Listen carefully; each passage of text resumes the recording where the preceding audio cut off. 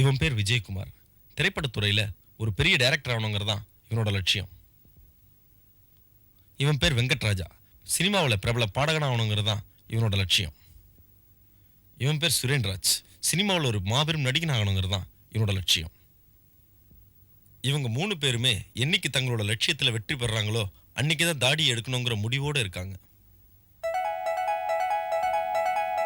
என்ன இன்னும் தேவதே காணோம்? என்ன டைம் ஆச்சுன்னு பார்ட்டியை காணும். எங்க இன்னும் இந்த மாலை காணமே.